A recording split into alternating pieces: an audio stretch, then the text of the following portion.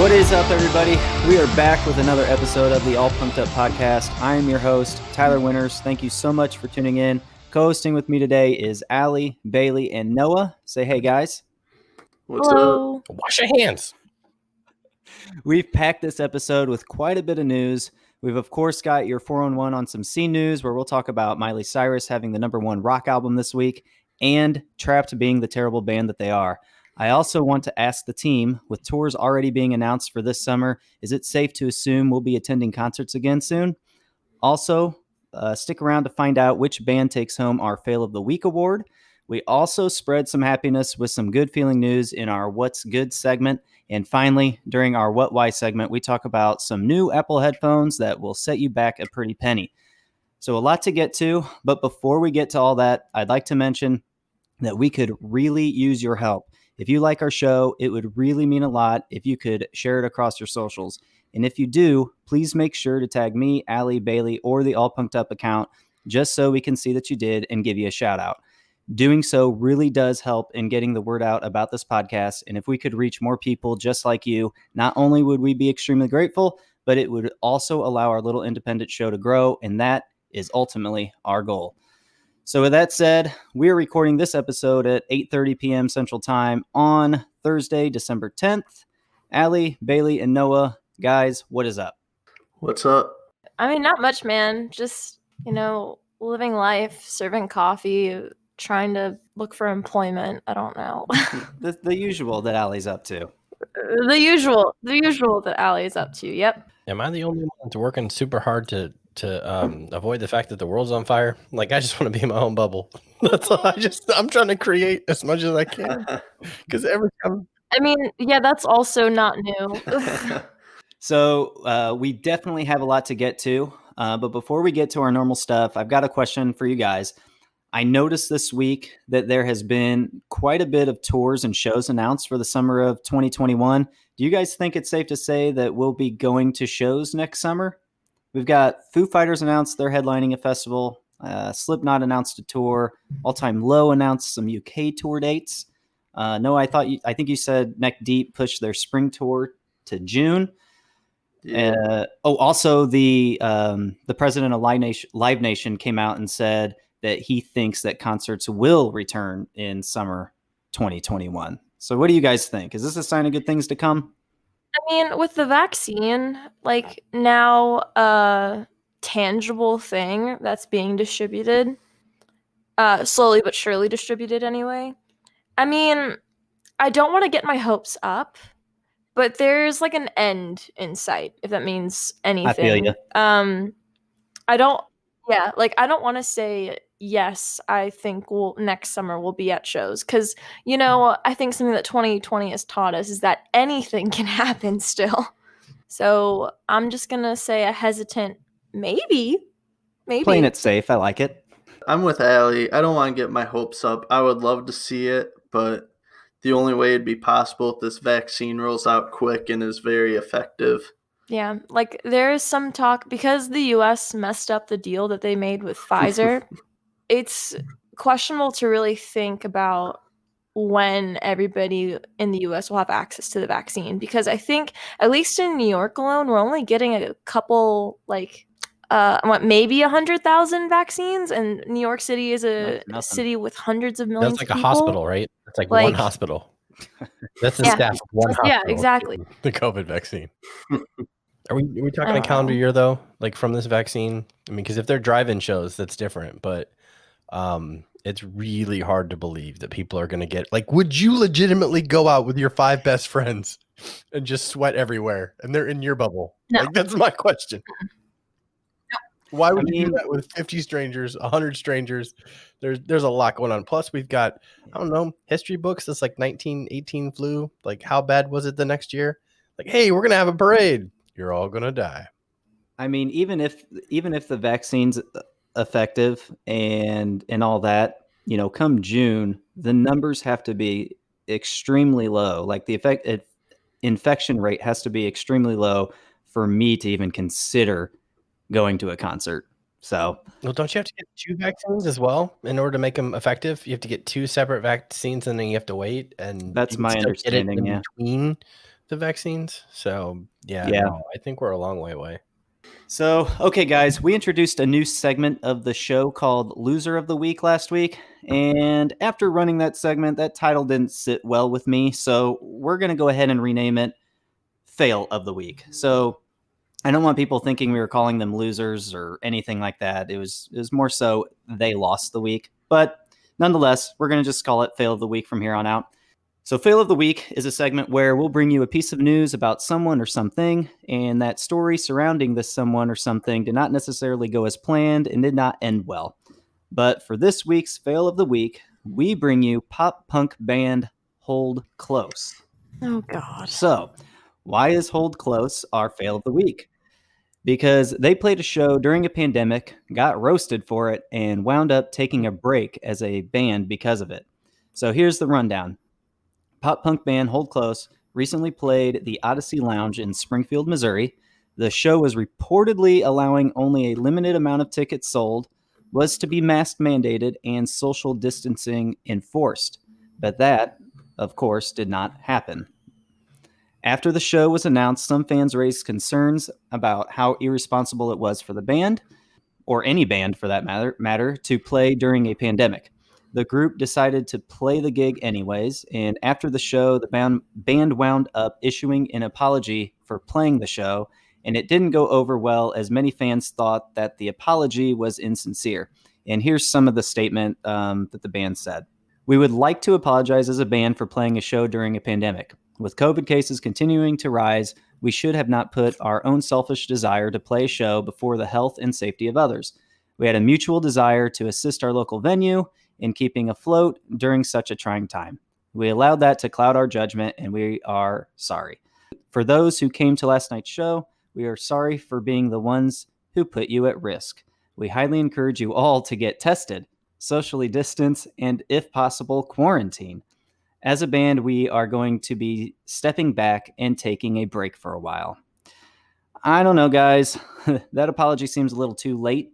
If, in fact, their fans raised concerns beforehand, you knew the risks before the show, and you did the show anyways. What do you guys think?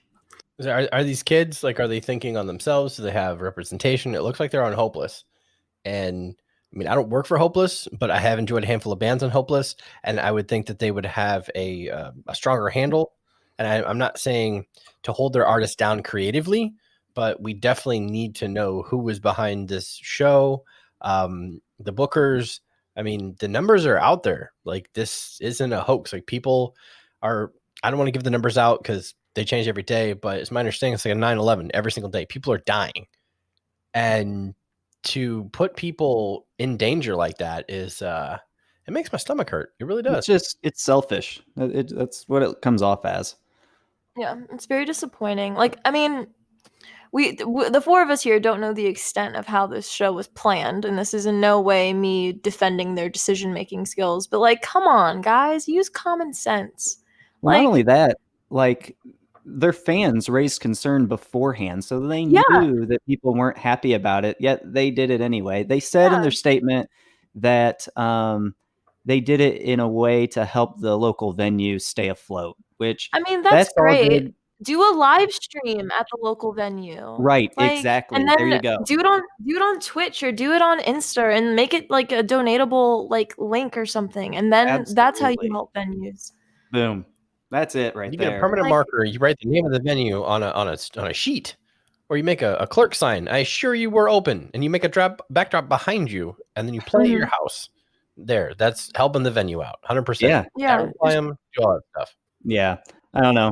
I like your idea of just going into the venue, shooting a video there, no fans there, live stream it, set up a donation link, bada bing, bada boom. You're helping the venue and you're helping yourself. Or bands, I hope you're listening because I'm giving you free ideas right now. Or just design a shirt and all the funds go to all those merch sales for that shirt go to local venues in your area. How awesome. Or like a specific one. There's a lot better ways than playing there are a show. So many other ways. If you shot the video in there, you could debut the video and then you could actually @reply all your friends and talk to them and the fans while the thing's going, saying, what's your favorite this? What's your favorite that? And directly engage with people. And I think that would make me more of a fan than seeing someone risk not only their health, but everybody else's to, I guess, to make a quick buck or something. Yeah. Yeah. It's very, very disappointing to see this. It is. So hold close. Do better next time. Please skate better. Goddamn. So that'll do it for this week's Fail of the Week. Please feel free to nominate any potential fails of the week you come across by DMing any of the All Punked Up social accounts, and we may share it on a future Fail of the Week segment. So guys, let's go ahead and do another new segment that we like to call What's Good. We figured it's always good to spread a little positivity and happiness, so that's exactly what this segment is about. For this week's What's Good, we have Taylor Swift. According to Billboard, they confirmed that Taylor donated $13,000 to two different mothers after Taylor came across two GoFundMe pages that were written on a Washington Post article that was spotlighting Americans who are behind on rent due to the government's lack of stimulus agreement amid the COVID-19 crisis. Swift donated to a single mother in Nashville who was $5,000 behind on rent and who wasn't sure if her kids would have a Christmas this year. The mother apparently had a job lined up, but it fell through once she actually contracted COVID.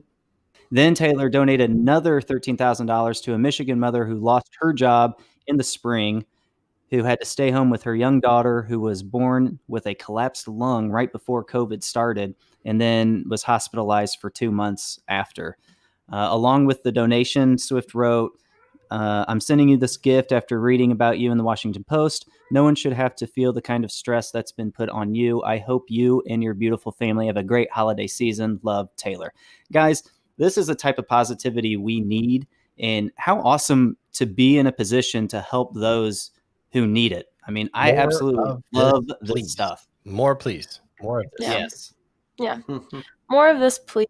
I'm not the biggest Taylor Swift fan, but I do appreciate this gesture. Yeah, apparently Yeah, she does that's stuff awesome. like this all the time too. Mm-hmm. So She just gives people more money than Congress? yeah. I'm so sorry. So sorry. Allie, I think you had some news that you may have wanted to share. Yeah, so in case you've been living in a hole somewhere or just have been avoiding your television or your phone or just the news in general, the first Pfizer vaccine was administered in the UK to a 91-year-old patient, and she, after getting the shot, she was basically just looked into the camera and was like, listen, if I can do it, you can do it. Which, Star. says a lot. Please, people, get vaccinated.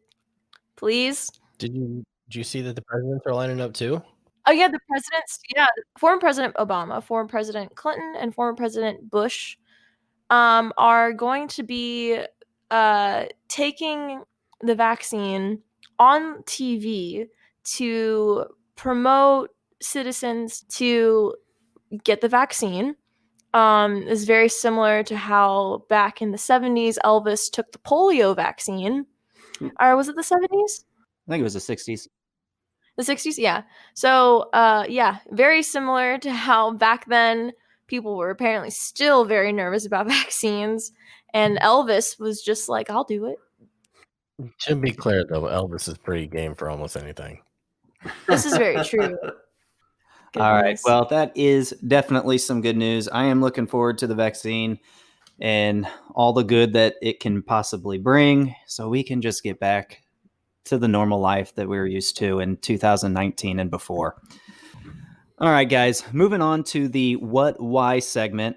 We've got a couple things for this segment. First, it would appear that breakdancing is going to be an Olympic sport in the summer of 2024 and will be called breaking.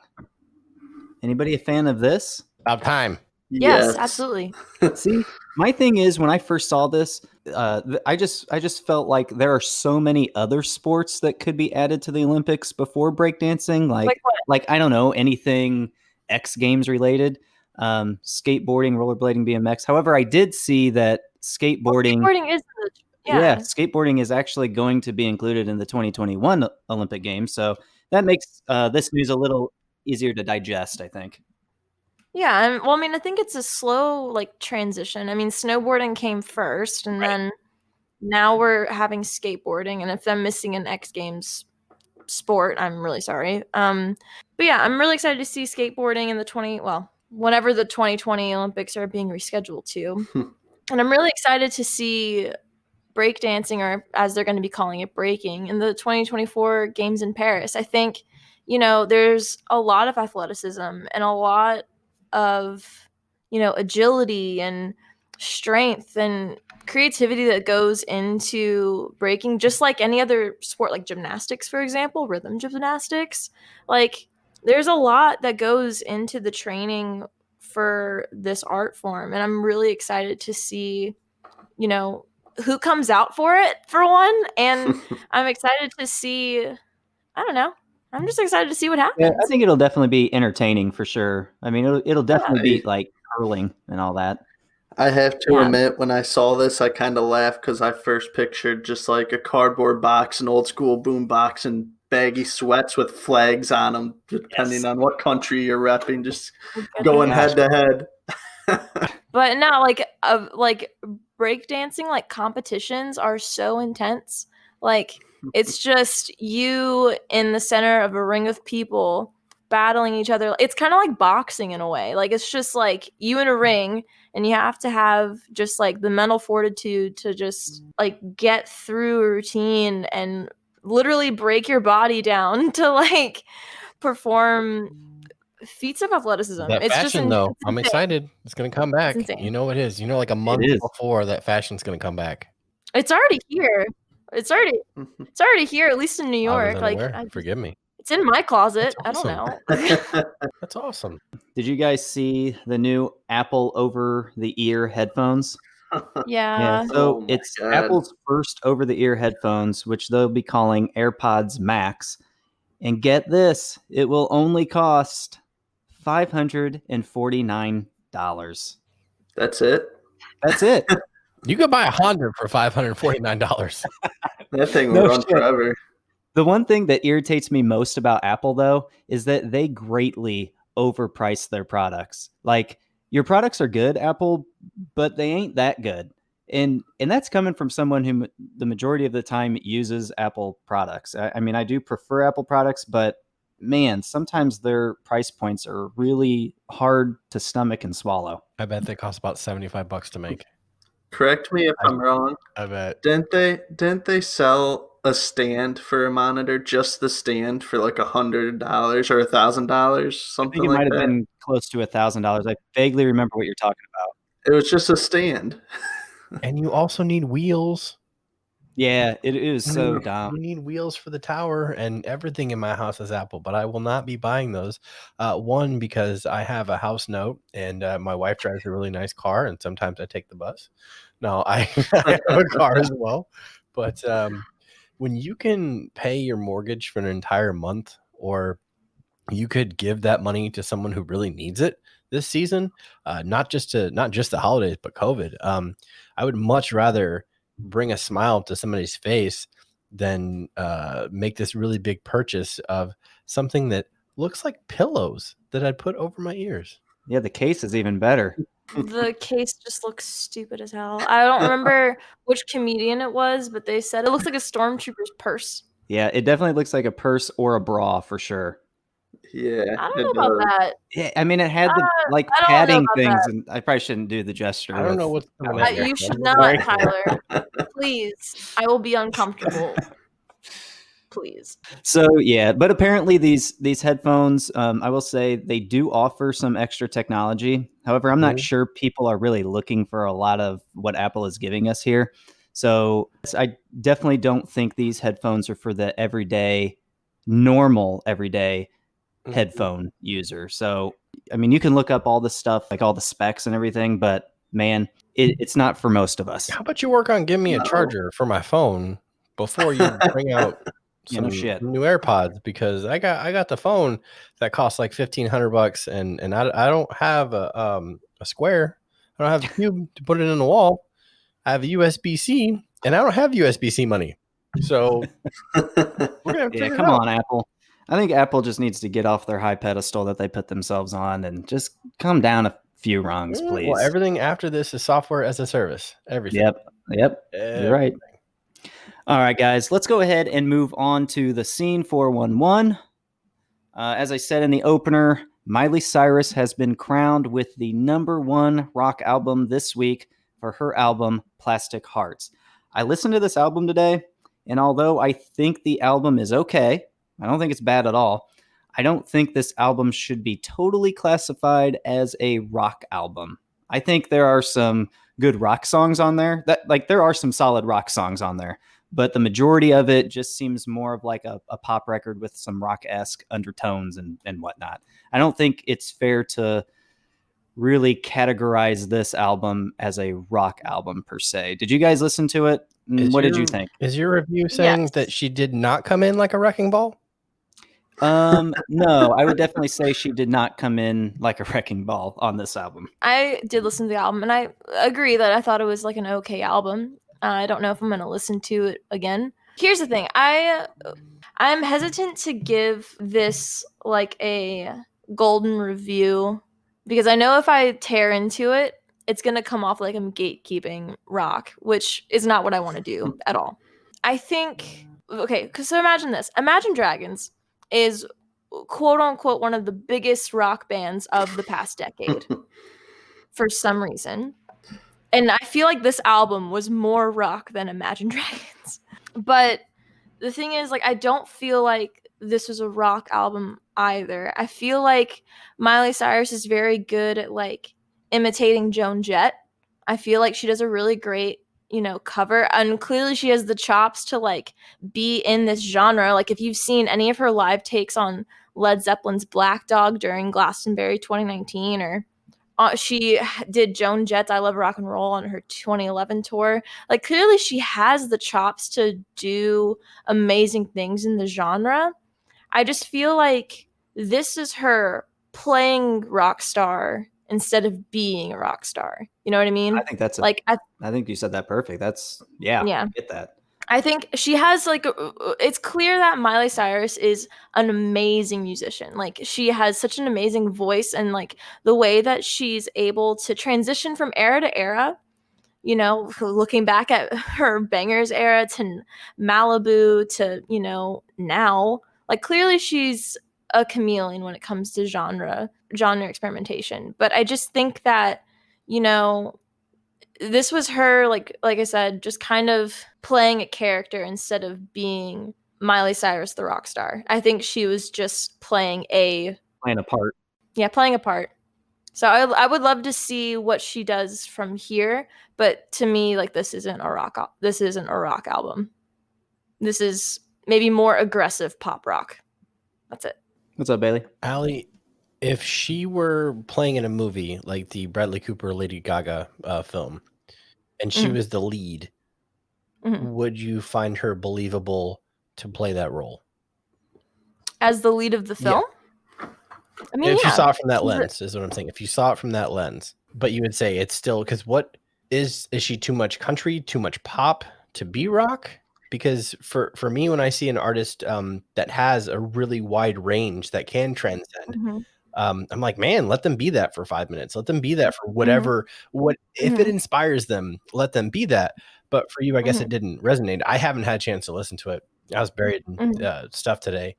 But I'm just wondering if you saw it in a different lens from what you're saying. It's like, so if you had no preconceived notion and you didn't have any of her back catalog or any of the Disney stuff or the pop stuff or anything like that, if you saw her and you kind of took all that away and you saw her do a Joan Jett biopic, would you say this person has chops and this person can be rock?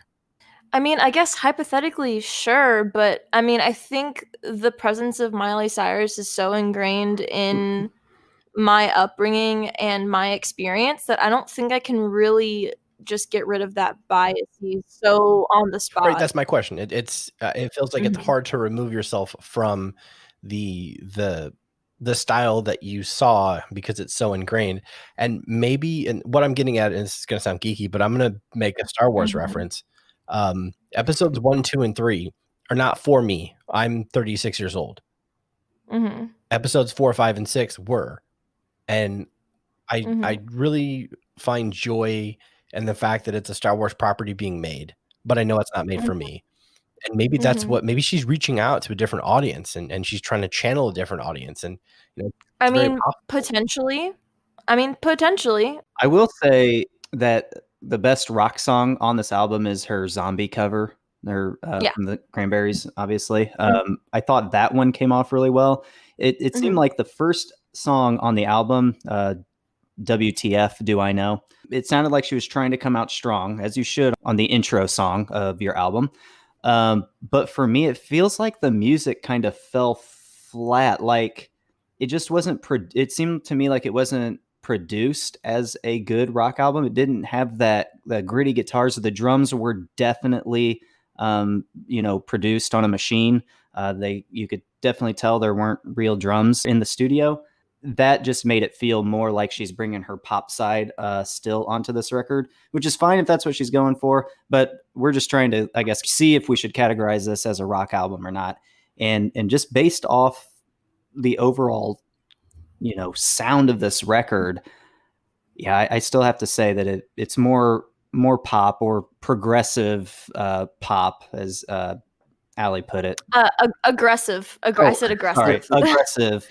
It's aggressive. It's like aggressive pop rock with like some punk like undertones. Yeah, I would say I wouldn't call it like pure rock. Yeah, and I would only say there's only a few songs on here that would really come off as rock songs. Yeah, I tried listening to it today when we decided we were going to talk about it, and I got 2 songs in, and it just wasn't for me. For all the reasons you just said, Tyler, it just seemed like the drums weren't real, and it just seemed more pop trying to be rock than just straight up rock, and it just wasn't for me. Yeah. Not saying it was bad, it's just not my thing. You can't phone in the drums. Even Trent Reznor has a drummer.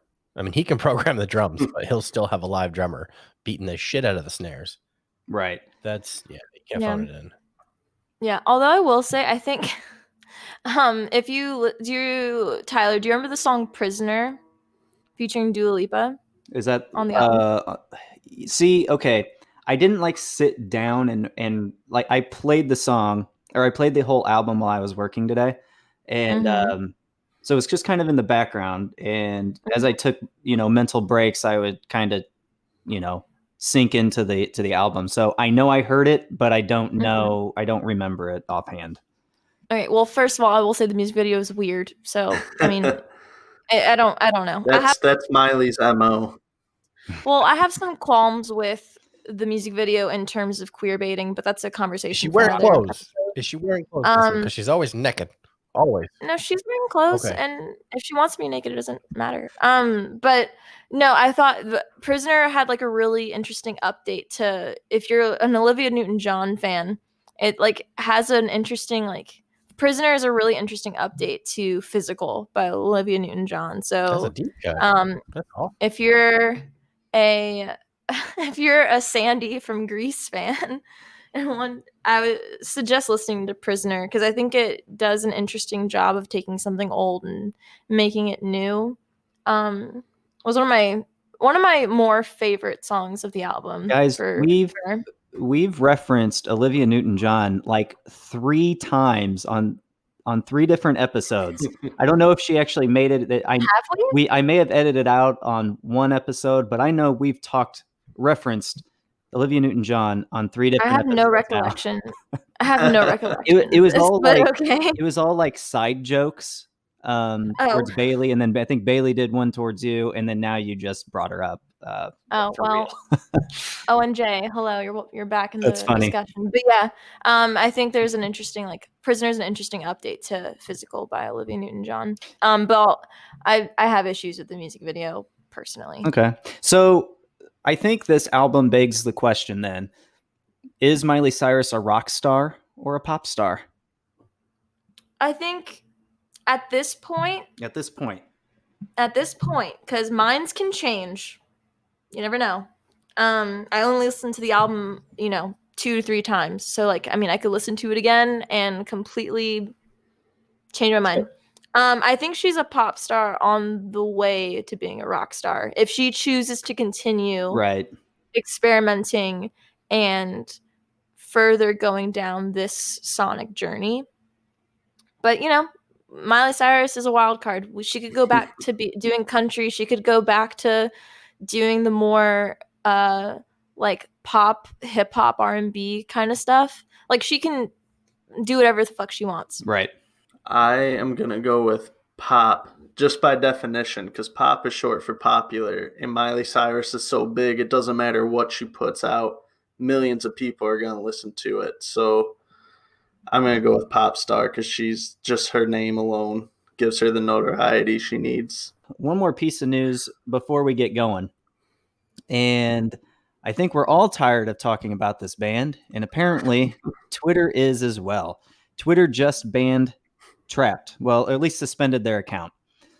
All Punked Up's very own Ian Thompson wrote, after months of turmoil on the platform, Trapt has finally been suspended from Twitter. The suspension comes after vocalist Chris Taylor Brown went on a tirade defending statutory rape between teenage boys and adult women. Brown tweeted via the band's official Twitter account saying that a 15-year-old male and a 25-year-old female is not pedophilia. I wouldn't care if a 15-year-old boy banged a 25-year-old teacher. That's it. Brown doubled down and defended the tweet for several more posts, which have since been taken down. Guys, I think it is safe to say that Trapt is officially done. This guy, Chris Taylor Brown, is completely disgusting, misinformed, and a total nut job. And that's definitely putting it lightly. Yeah, that's nice. That's a nice way to put it. I just want to applaud Twitter for suspending somebody that's a fucking idiot on their platform, because clearly, like, Trapt for a long time now has been like putting out shit like this, but also like racist like content, homophobic content, sexist content, fake news. They're doing it fake all. Fake listening stats. Yeah. I don't know.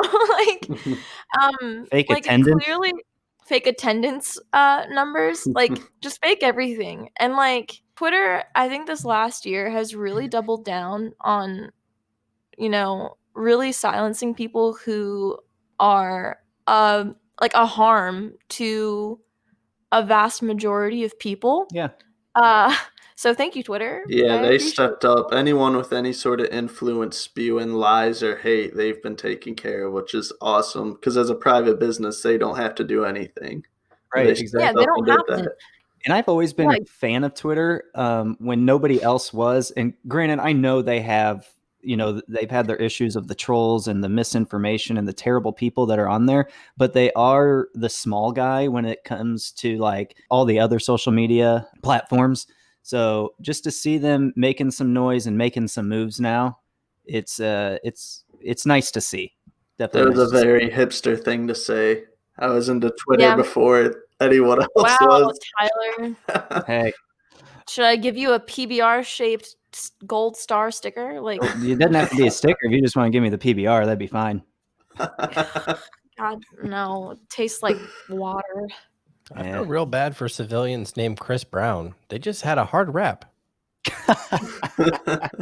This man, Chris Brown, was in the news for like a decade for being a turd, and then this man puts Tyler, I can't even speak, Taylor in the middle of his name to differentiate himself from the turd, and then he's a turd as well. I felt really bad for dude named Chris Brown. It's like he was trying to polish a turd. You can't do that. Dude, but you know what though? Like, I often wonder about the other guys in the band. Do they agree with him? And if they don't, I definitely feel bad for them, because Chris Taylor Brown is essentially putting his bandmates in a tough spot financially, especially when touring starts to come back around. Nobody's going to want them to play their venues. No one's going to want them to come on tour with them. So they're going to be in a real tough spot. Yeah, it's going to take some real like PR, like God level work to fix any of this, if they deserve to even be fixed in the first place. Not only that, but like if the guys decide to have some balls and leave the band, they should. Well, are they going to be able to get jobs in other bands? Because you know, that's what I'm thinking too. Associated with.